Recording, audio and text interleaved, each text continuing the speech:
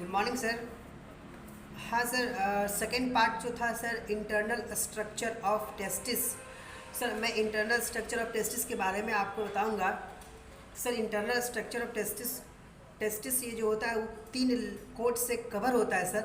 और जो सबसे आउटर जो कोट होता है सर उसे हम लोग बोलते हैं ट्यूनिका वेजनलिसिस बोलते हैं सर। और जो हमारा मिडिल पार्ट होता है, जो मिडिल कोट जो होता है सर उसे बोलते हैं ट्यूनिका एल्बोजिनिया बोलते हैं सर। और जो हमारा अंदर की जो सबसे पार्ट होती है, 3 लेयर होती है, उसमें जो सबसे इनर जो लेयर होती है उसे हम लोग बोलते हैं ट्यूनिका वेस्कुलोसा।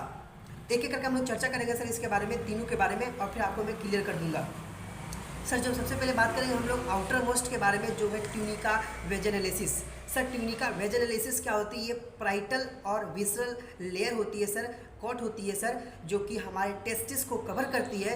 और सर टेस्टिस को कवर करती है हमारे टेस्टिस के चारों ओर कवर करती है, बट एक्सेप्ट है इसमें कि ये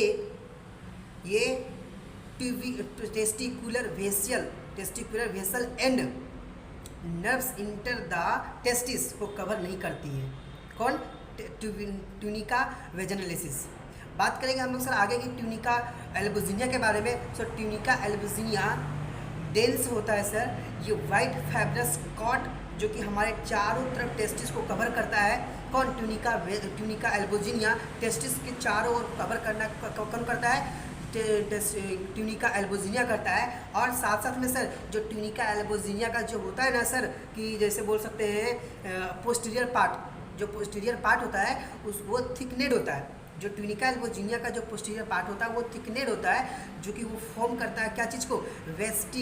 वर्टिकल सेप्टम को फॉर्म करता है। और उसी को हम लोग देते हैं मेडियस्टिनम टेस्टिस बोलते हैं। क्या बोलते हैं? मेडियस्टिनम टेस्टिस बोलते हैं।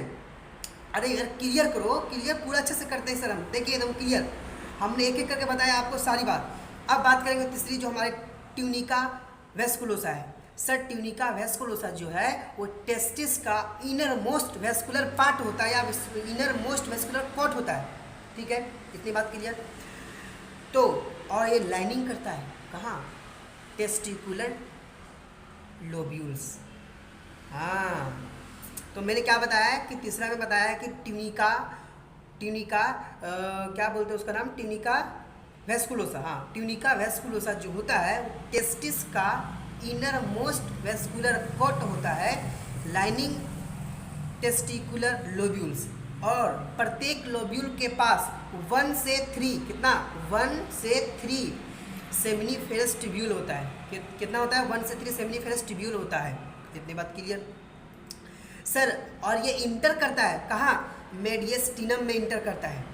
और जब ये मेडियस्टिनम में इंटर करता है ना सर, तो वहाँ पे नेटवर्क ऑफ ट्यूब्यूल्स का फॉर्म करता है, जिसे नाम देते हैं रेटेड टेस्टिस। क्या बोलते हैं? Rated testis. और ये रेटेड टेस्टिस जब फॉर्म होता है रेटेड टेस्टिस, और ये रेटेड टेस्टिस जब फ्यूज करता है, क्या करता है? ये फ्यूज करता है, तब 10 से 20 इफरेंट डक्ट्यूल का फॉर्म करता है।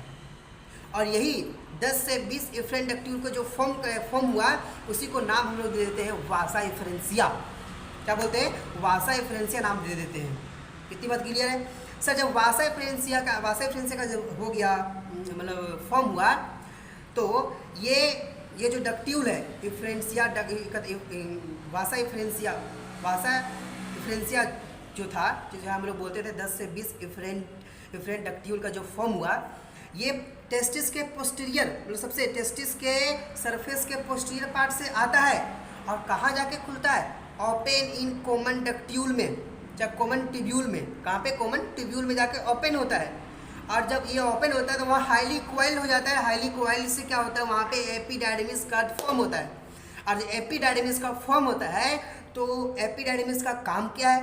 और सुन लीजिए पहले कि एपिडाइडिमिस का दूसरा नाम है डक्टस। क्या नाम है? डक्टस एपिडाइडिमिस दूसरा नाम है।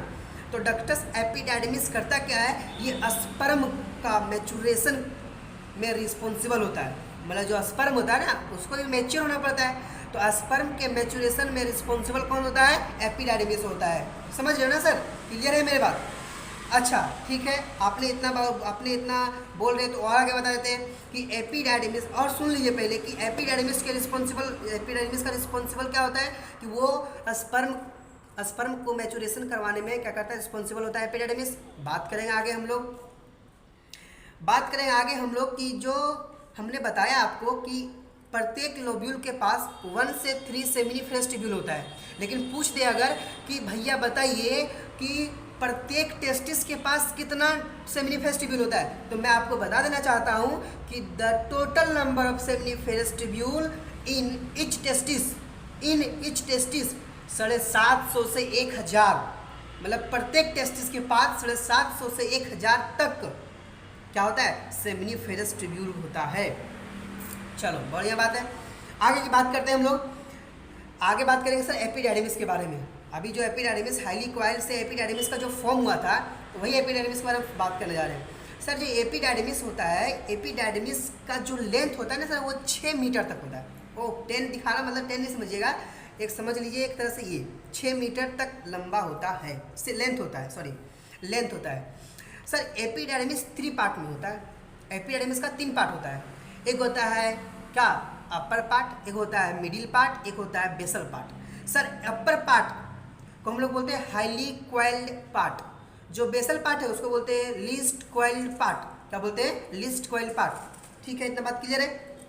आगे सुनिए, हम जो बात किए अपर हाईली क्वाइल्ड पार्ट, उसको नाम देते हैं हम लोग, क्या नाम देते हैं हम लोग उसको, कपूट एपिडाइडिमिस, और दूसरा नाम है ग्लोबर,